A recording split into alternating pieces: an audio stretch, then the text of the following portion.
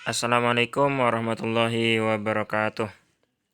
Alhamdulillah, ketemu lagi dengan Pak Afif di pelajaran tema 1 subtema 2 muatan pelajaran IPS tentang kenampakan alam serta keragaman flora dan fauna di Indonesia.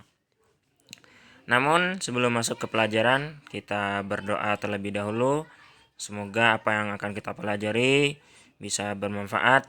Amin ya rabbal alamin. Berdoa dimulai. Bismillahirrahmanirrahim. Raditu billahi rabba wa bil islami dina wa bi muhammadin nabiyya wa rasula. Rabbi zidni ilma warzuqni fahma. Amin ya rabbal alamin. Alhamdulillah. Nah, di kenampakan alam serta keragaman flora dan fauna di Indonesia. Jadi, apa sih yang dimaksud kenampakan alam itu? Kenampakan alam adalah merupakan bentuk muka bumi. Bisa disebut juga bentang alam. Jadi, setiap daerah mempunyai daerah kenampakan alam yang berbeda. Contoh di Jakarta, kenampakan alamnya seperti apa? Itu berbeda dengan kenampakan alam yang ada di Kalimantan, Sulawesi, maupun Papua. Nah, kenampakan alam itu ada dua. Ada yang daratan, ada yang perairan. Jadi ada yang bentuknya daratan, ada yang bentuknya perairan. Pertama, daratan. Apa sih yang dimaksud daratan? Daratan adalah merupakan permukaan bumi yang tidak digenangi air. Jadi yang tidak ada airnya itu dikatakan daratan. Yang termasuk daratan, ini banyak ya yang termasuk daratan. Yang termasuk daratan yang pertama adalah dataran rendah. Dataran rendah adalah merupakan dataran luas yang tingginya 0 sampai 200 meter dari permukaan laut. Biasanya di wilayah ini adalah tempat tinggal penduduk melakukan kegiatannya. Nah, jadi jika tingginya 0 sampai 200 meter dari permukaan laut, maka dikatakan dataran rendah. Dan itu adalah tempat biasanya tempat tinggal penduduk gitu. Nah, yang kedua adalah dataran tinggi. Merupakan dataran luas yang tingginya 200 sampai 1500 meter dari permukaan laut. Terletak di tempat tinggi sekitar pegunungan. Contohnya adalah dataran tinggi Dieng. Nah, tadi kalau dataran rendah itu tingginya 0 sampai 200 meter.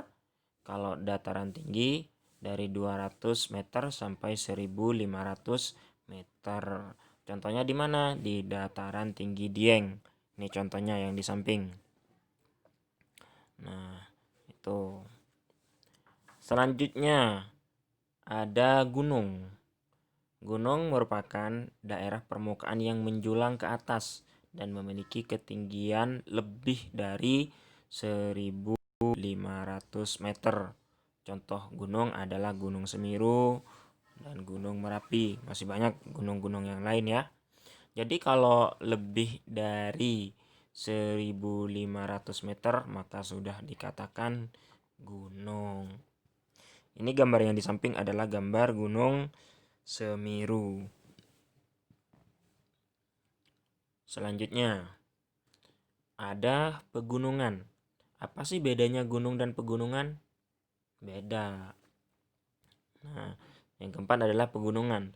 Pegunungan merupakan kelompok gunung yang saling berhubungan atau bersambungan. Ketinggiannya mencapai ribuan meter. Contohnya pegunungan Sumatera. Jadi kalau gunung itu cuma satu, tapi kalau kumpulan dari beberapa gunung dikatakan pegunungan. Contohnya di pegunungan Bukit Barisan di Sumatera. Nah, bisa kalian lihat contoh di samping. Itu. Selanjutnya ada bukit. Bukit merupakan daerah permukaan yang menjulang tinggi, tetapi ketinggiannya lebih rendah daripada gunung. Beberapa bukit yang berderet disebut perbukitan. Jadi kalau bukit dia lebih rendah daripada gunung. Gitu. Dan kalau di situ banyak bukit, berarti dikatakan perbukitan. Sama dengan yang barusan, kalau di situ banyak gunung, maka dikatakan pegunungan. Selanjutnya ada lembah. Lembah adalah tanah rendah yang terletak di kaki gunung atau sepanjang sungai. Itu disebut lembah. Lembah dibatasi oleh dinding lereng gunung. Lembah yang dalam, sempit, dan dindingnya curam disebut jurang. Sedangkan lembah yang dalam dan luas disebut ngarai. Jadi kalau lembah sempit, dindingnya curam, itu katakan jurang. Gitu ya. Sedangkan kalau luas dan permukaannya luas, maka disebut ngarai. Contohnya adalah ngarai Sianok di Sumatera Barat. Nah, ini kan diapit oleh 2 kaki gunung dan permukaannya luas, maka dikatakan ngarai Sianok. Contoh yang di samping ini adalah ngarai Sianok yang berada di Sumatera Barat. Selanjutnya adalah perairan. Perairan apa sih yang dimaksud perairan? Perairan adalah merupakan permukaan bumi yang tergenang air. Permukaan bumi yang tergenang air namanya perairan. Yang termasuk perairan apa saja? Pertama adalah laut. Laut yang sangat luas dan dalam disebut samudra. Nah, jika suatu penampakan tersebut sangat luas dan dalam, maka dikatakan samudra. Air laut rasanya asin karena banyak mengandung garam. Contoh laut adalah Laut Jawa. Ini yang Bapak tampilkan, contoh yang di samping adalah Laut Jawa. Selanjutnya adalah sungai. Sungai merupakan aliran air yang besar yang terletak di wilayah daratan. Contoh sungai adalah Sungai Musi di Sumatera Selatan. Nah, jadi sungai itu adalah aliran air yang terletak di wilayah daratan. Ini adalah Sungai Musi, tempat yang berada di Sumatera Selatan. Itu namanya sungai. Selanjutnya adalah danau. Danau merupakan suatu cekungan yang tergenang air dan dikelilingi oleh daratan. Danau ada 2, yaitu danau alami dan danau buatan. Nah, di sini kalau yang danau buatan biasa disebut dengan waduk. Sedangkan kalau yang alami tetap namanya danau.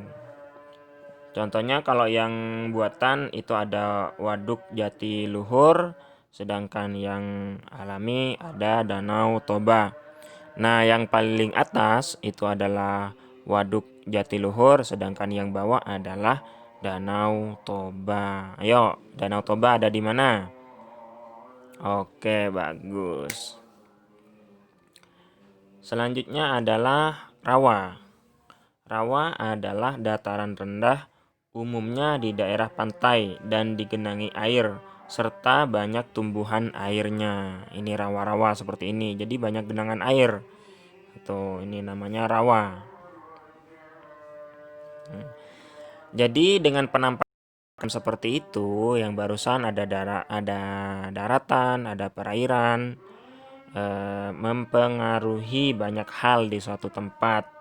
Jadi penampakan alam bisa mempengaruhi flora atau tumbuhan dan bisa mempengaruhi fauna atau hewan di suatu daerah. Nah, contoh Kalimantan. Kalimantan itu kan banyak. maka Kalimantan sebagai penghasil kayu yang banyak gitu. Nah, karena banyak hutannya, maka di situ disenangi rangkong. Nah, ini namanya rangkong. Hewan yang di sini yang Bapak tampilkan adalah rangkong. Dia senang hidup di hutan yang kayunya atau hutannya besar dan kayunya tinggi-tinggi gitu. Nah, Bapak contohkan juga di Sulawesi. Sulawesi dari tumbuhannya adalah banyak kelapa. Di sana penghasil kelapa. Dan dari faunanya atau hewannya di situ banyak monyet hitam Sulawesi namanya. Oke. Jadi dari kenampakan alam itu beda-beda, maka menghasilkan penghasilan yang beda-beda juga gitu. Nah, sekarang kita masuk ke tugas. Apa sih Pak tugasnya? Tugasnya adalah membuat peta hasil bumi dan laut di Indonesia, atau peta hasil daratan dan perairan gitu. Jadi membuat peta hasil bumi dan laut di Indonesia. Bapak contohkan seperti ini. Nah, ini hasil bumi, peta hasil bumi seperti ini. Jadi kalau Kalimantan dia adalah penghasil kayu atau hutannya karena banyak hutannya. Ada di Sumatera juga.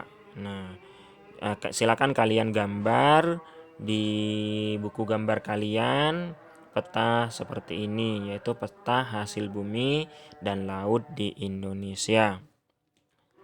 Oke, itu saja materi yang bisa Bapak sampaikan. Jika ada yang belum paham, silakan tanya by WA ke wali kelas masing-masing. Terima kasih. Kita akhiri dengan mengucap hamdalah bersama-sama. Alhamdulillahirabbil alamin. Doa kafaratul majlis. Subhanakallahumma wa bihamdika asyhadu an la ilaha illa anta astaghfiruka wa atubu ilaik. Semoga apa yang Bapak sampaikan bisa bermanfaat. Terima kasih. Wassalamualaikum warahmatullahi wabarakatuh.